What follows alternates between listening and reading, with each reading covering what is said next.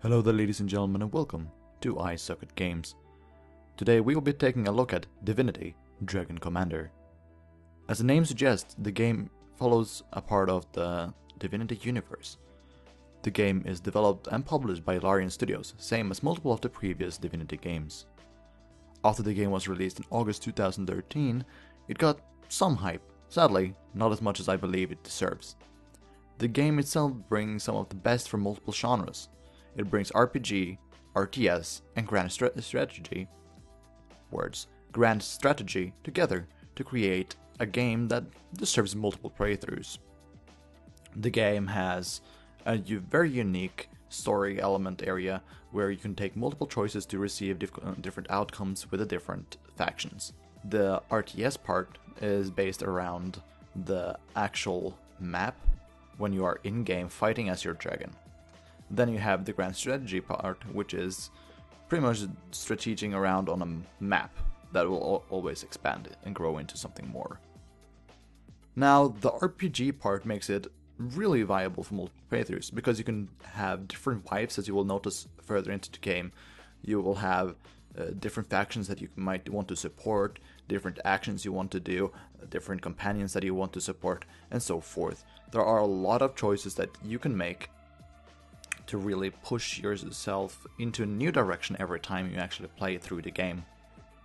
And we will now go into the game and taking a look at some of the story elements. There will be a bit of spoilers, but I'll keep it to a minimum.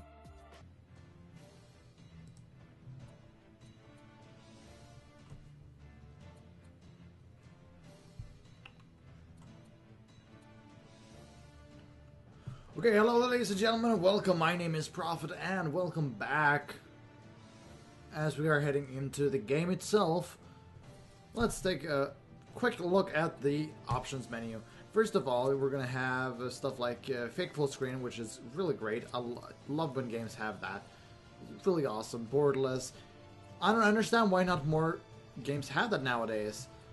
So, of course, limited FPS to 60, did not really want that. If I wanted that, I would have turned on the VSync. Not too in-depth, but I mean, it's basic. It's enough, you don't really need too much more. Audio settings, quite a few audio sliders, really nice, really neat. Rebindable keys, always a really good thing. Why would you not want that, right? So, the gameplay, of course, you can change the difficulty, the game speed, all of that. Cutscenes, auto-continue loading screen, blah blah blah blah blah. Auto-continue, yeah, I don't know what that really does, so we're not going to do anything. So, cutscenes, subtitles, always want that. But I'm not going to be I'm going to be playing the custom campaign, because I do not want to give you guys too much spoilers. But generally, we play as a dragon. The general story is that your father is murdered by your own brothers and sisters, and you are one of those who want to fight for the control of the world, because people like the Maxos, which is a wizard who helped your father, deem you to be the most worthy heir. So, you can choose between a name, which I will be Doodle-Doo, and then you have, like, where's, like, there should be something between normal and hard, in my opinion, but oh well, we'll play the normal. Then you have the 3 different dragons that you can be. Of course, we can choose our color. Let's, it does not change our look. Okay, and never mind then. Are you sure? No? Okay, fine. I guess not. Let's be red anyway. So, first up you have the Saber Dragon. The Saber Dragon is kind of like the damage one who's going to fly around dealing tons of damage and being cool like that. Then you have the Mountain Dragon, who is kind of like the tank, healing one, or, never been seen. Tank, yeah, you're just going to be tank and dealing a bit of damage, not healing. And then you have the Zephyr Dragon, which is the healing and the support dragon. So you can play pretty much whatever style that you really want there. Of course, these things that you start with is just technology that you're going to start like having an advantage of, right? Every dragon can get every technology if you so want. And as the game progresses, the game is divided into multiple like chapters. Where the first chapter is just you, and you're starting up and you're doing your own thing, right? You're building up your little empire. So that's cool. The second chapter, you're gonna get the wife and all of that. So we're gonna go ahead and actually pick ourselves a Yeah, why not? Undead, right? Love those bone fetishes. Okay, we're gonna have a small map because, yeah, but why not, right? So we're gonna skip this because I do not want to give you guys any, like, I don't really want to spoil the game for you. So we're gonna skip most cutscenes if we are able to do that. And this is some of the cool part about the game. The Rivellon times. Sigurd, the first emperor of Rivellon, murdered. Sons and daughters go to war. Siblings vie for the throne. No quarter given. Undead proclaim war, his punishment from the gods. Gold prices skyrocket. War, not all bad, say dwarves. You know, this newspaper thing is really fun. It gives an interesting little twist. It gives you the information that you might want here with the different like factions and how they like you and so forth. And it gives it like, yeah, it's a tiny bit of humor. And I personally, I really like the humor that these like things have. So of course, something important to note: you have cards. Some cards are dragon cards, which give you unlock spells for a certain match. Some of them are map spells or map cards, like this one, who increases the gold revenue on the campaign map. And then you have mercenaries, and which works in game. I like this. It is pretty nice. Hunters in selected country will not be able to move this around, so this is also on the map. This is really nice because this is gonna all tip the game into your favor, and it's an interesting way of doing things. And you can get more cards as the game progresses. Now, there are a few things here. You have the bridge, the throne room, Queen's Quarters, the bar, engineering bay, and the royal chambers. First off, the throne room. Let's take a look here. You can have a message. Okay, we're not gonna... Oh, shit. Okay, so we're not gonna, like, follow up with, like, what's important and what actually happens here. Let's just start by saying that from time to time, as you build up your empire, you're going to have this little council which is going to help you try to really decide what you want. And they're also representing like what the different like factions think of certain situations. You have, for example, the undead, which are super highly religious. You have the elves, which are like the environmental, good environment. And then you have the dwarves, which are like money for everything. I'm just throwing shit at stuff. Yeah, and then you have the dragons, which are like all about the techs. You know, science, blah, blah, blah. And you have the mad scientists, the boom, boom, boom, the imps. I like that.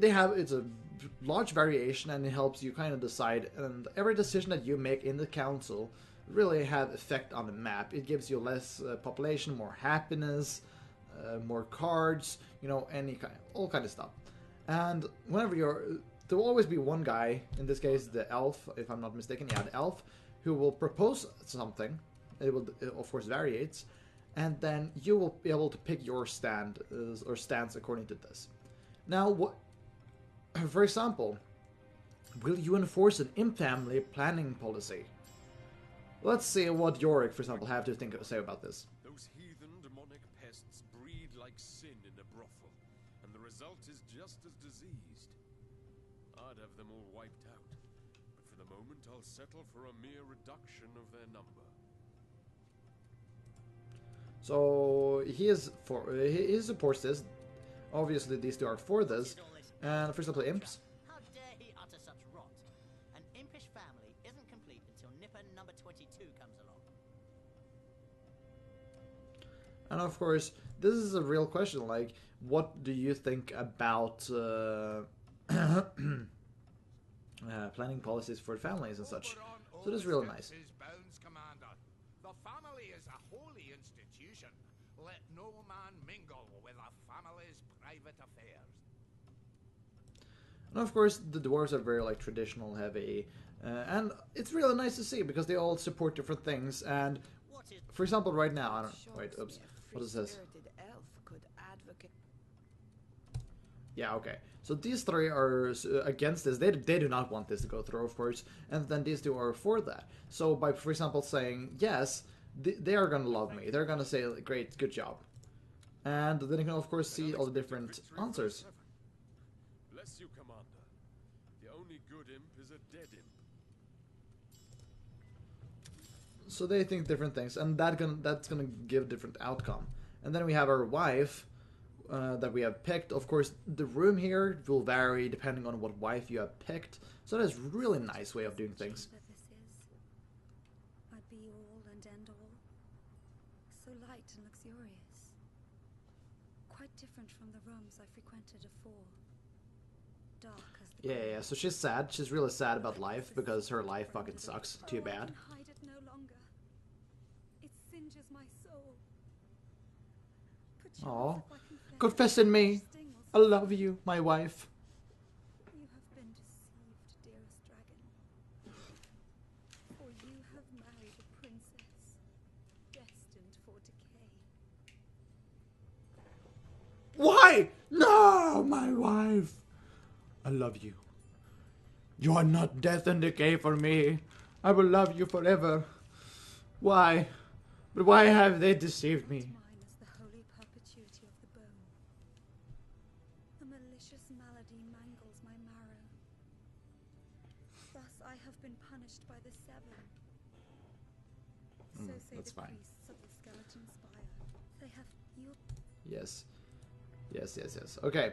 So, of course, the queen can do different things, and it's kind of part of the roleplay, like how you want to, if you want to support her in doing different things. Because sometimes supporting her in doing something might actually make the undead hate you, but then again, you might make you love your wife and give you other bonuses. So everything kind of have some upsides, some downsides to it, which is a really nice way of doing it, because that means that your choices actually have a consequence in what happens in life.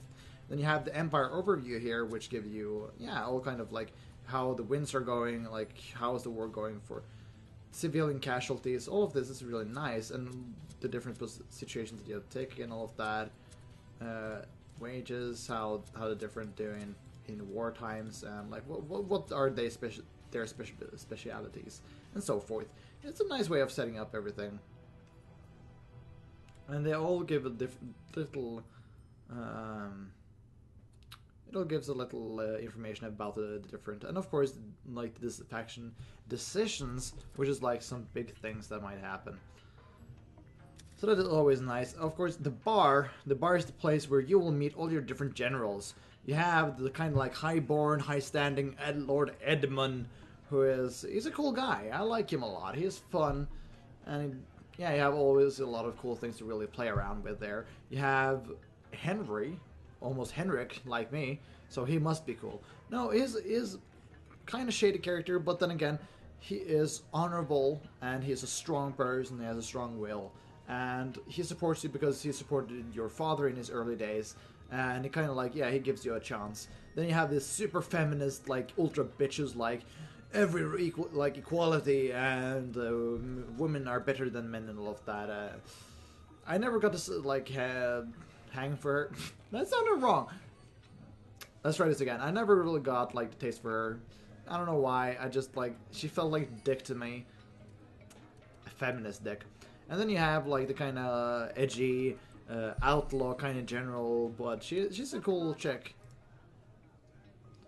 She's all on chills, wearing a low cut here, but still covering up, so it's not like any stupid, like, armor that only covers her breasts and such.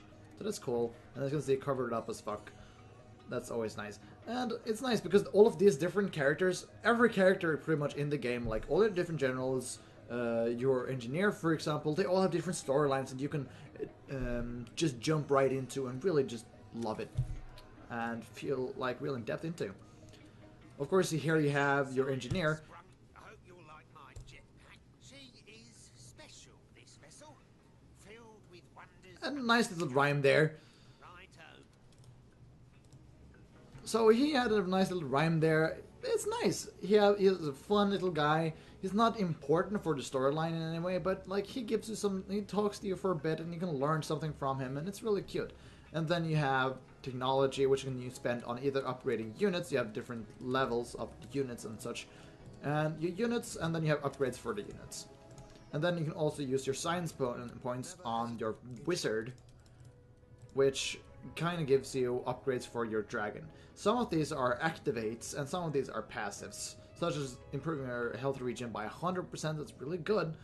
And then you have making your basic attack into a healing ray or healing blasts, which is a really nice way of doing things. It adds that kind of like how to fight, and you can choose if you want to specialize in upgrading your dragon the furmost, or upgrading, for example, your units. So I like that a lot. So here is the map that we're going to start out with. And of course, everyone have a capital. Basically, it all comes down to, do I want to capture the capital and win through that? It is as simple as that. That's all you need really to do to win the game, is just capture the enemy capital. That means that technically, I can make a huge army, sail around and take their capital if I want that. Might not be the best choice, and then you have some neutral places, and then you have the enemy territory. So what we're going to do is that we're going to build quite a few troopers, or we're going to build 2 troopers and a few hunters there. I like the hunters foremost when it comes to fighting, and we can hope that this guy does not move into our territory. But actually, we can send one guy through there. Cannot send him. Okay, never mind. Then let's send another guy, and then we can actually use our guys to really invade. Yeah, we can invade with them. Doesn't matter really. So he used a bit of cards here to really build different things, and I'll show you the building as soon as we conquer some more land. And they can speed up, of course. So we got this since there wasn't a competition here, we just got that one. But let's go to our first battle. Now, as you can see, this battle screen is kind of interesting. It's like, it is an auto-resolve, and pretty much if you can choose to use your Imperial Army, which is just like no commanders, no bonuses, or anything. You can use your different generals, which they cost money to use, and I think we don't have really any money here. So that's nice. I think we can still use them. But anyway, they cost a bit of cash. They have different specialities, and you can see the percentage goes up and down because of those abilities. And then you have this, which are the cards that I mentioned earlier, which is the different mercenaries that we want to hire. For example, one here, they give us a lot. But we're going to actually try this one out. We're going to fight it ourselves. And as you can see, everything is pretty much auto-resolve unless you want to do it with your own dragon. So why don't we try that one out? We can reorganize our spells here. This is a passive. We can just leave it back there. Or not that one. That's not a passive. This one is a passive. So we're just going to leave that one back there. We're going to have a roar like that. Let's go head into a game. Everton Gardens. So of course it gives you a pretty nice little setup of... it shows you the different attack or like buttons for that does what. And as you can see, it's all just pretty much a basic... it's just a basic RTS game here. You have a map, you have the enemy trying to do shit, and then we need to do stuff in the meantime. Now, these squared areas, they are pretty much helping you build aggressive buildings. Actually, yeah. The squared buildings like this, they are the ones that give you the different, for example, army buildings like this one. So we can hotkey that one. And this one, for example, can help us build troopers and grenadiers. And all of this costs recruits. We have a total population, and the population will decrease as long as we lose units in war. Of course, then you can use these guys, which are resource sites, which help you get recruits quicker. And then once this cooldown is off, then you can start using the cooldown to actually... Let's see, we can just anti-ground. That's great, that's what we need. So I want to upgrade this one because I want more recruits there. And let's probably upgrade this one. We can save up for, yeah, a factory there. And then you have, of course, attack moving, like anything else. So right now we want to fight now that we are under turret. And I got a really bad, like, I positioned myself really bad and poorly here. But we'll probably win this fight simply because we had a turret advantage. And, oh, apparently not, so that's nice. Good to know. Now we're going to save up the rest of our recruits until I can actually spawn our dragon, which I think costs 15 or something. So, which is the button R. 20 recruits is what we need there. So that's okay. That's all fine. Now we have 25. So you need to have the camera nearby your own guys. And here we go. Our dragon is up. And then you can use your jetpack to really speed yourself up. Of course, as you can see here in the middle, we have a cooldown, or like overheats. for our weapon. And then you can kind of just use the dragon to just fly around, dealing damage. As you can see, the dragon does a ton of damage.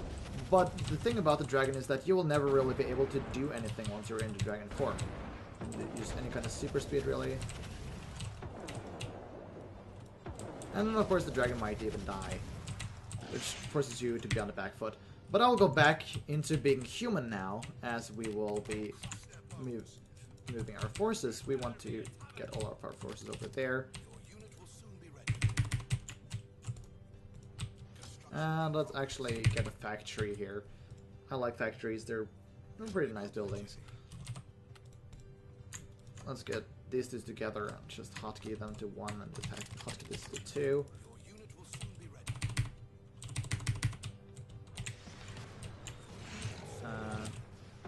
Of course, once you have summoned your dragon, it doesn't cost to summon him once more.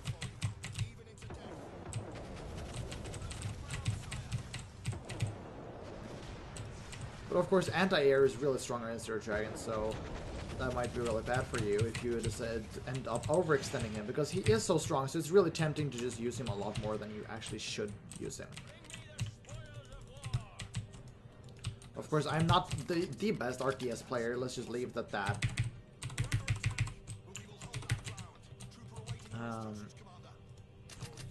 But here we see our hunters. I like the hunters a lot, so we're gonna use a little side flank here to create hunters. Hunters is kind of like StarCraft's Phoenix. They will be able to move at the same time as they retreat. Go back into our, go up again with our dragon. Basically, I'm pretty sure that the dragon heals once he is aboard, or once he has retreated from the battlefield. I'm not 1000% sure on all the details around that.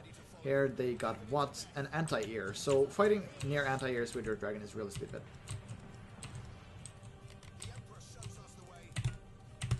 So right now I will probably want to try to clear out one base at a time.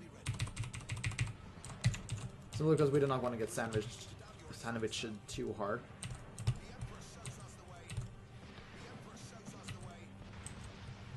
And I mean, as soon as we actually can destroy this turret, we can actually fight. Is that a anti-ground turret? Yeah. So being able to remove that is always good. How much does this cost? 9. So we're getting one more there.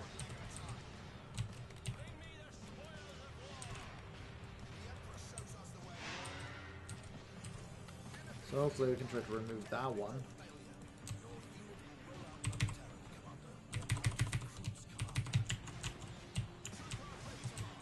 Once we're able to really remove this one, we can summon our dragon again and we can come back into the field. Yeah. Okay, so apparently we did not heal.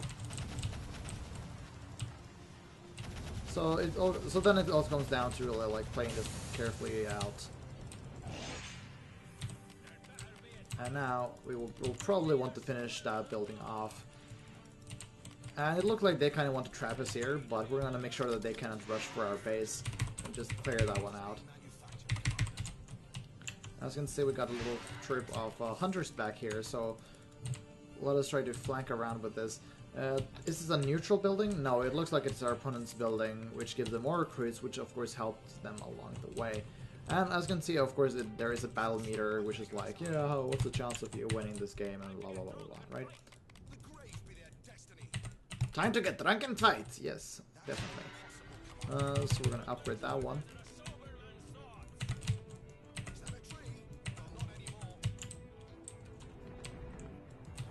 Just clearing this one up. Not because it's really important to us, but yeah.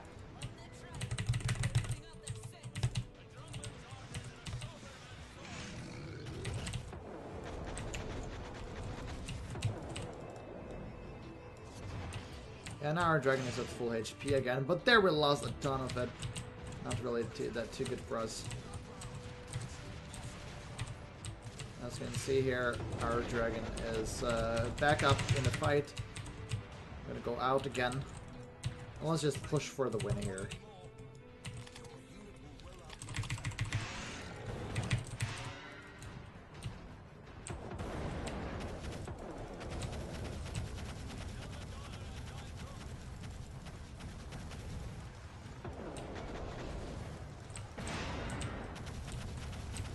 And now, yeah, we won the game. And then the base is destroyed and we just won the game. So that is how battle works. It is a very interesting system, which are, even on hard, it can be a bit easy as long as you really control your dragon the way you really should do. It's kind of weird at first, but it becomes nice and neat. And here we're once again back with the Rivalin Times. Emperor enact impish abstinence. Trinculo Agast. I can't really speak English, I'm sorry. But here is our political consequence, which is us getting a card which is build a factory for free in a country of your choice. So that's actually really nice. We're just going to go into the battle map again. So as you can see in this new area, we can't really create, okay, we can create a unit here. Or for example, we can go in this new unit, new area and construct a building. Different buildings give you different things. Like the Academy gives you, let's see. Yeah, it gives you, of course, a research point. It gives you more research point. Factory gives you the possibility to create units, more income. It generates strategy cards every third turn, so that's pretty good. Mercenary cards is some of my favorite ones, and then dragon skill cards. Dragon skill cards is not my favorite one, but Taverns Mercenary is really nice because that means that you can auto-resolve more matches than you usually would have. And auto-resolving is really good, in my opinion. It's sadly, it's really unfortunate, but it creates an entirely new way of dealing with things. Because what you're usually accustomed to is actually being forced, like, say,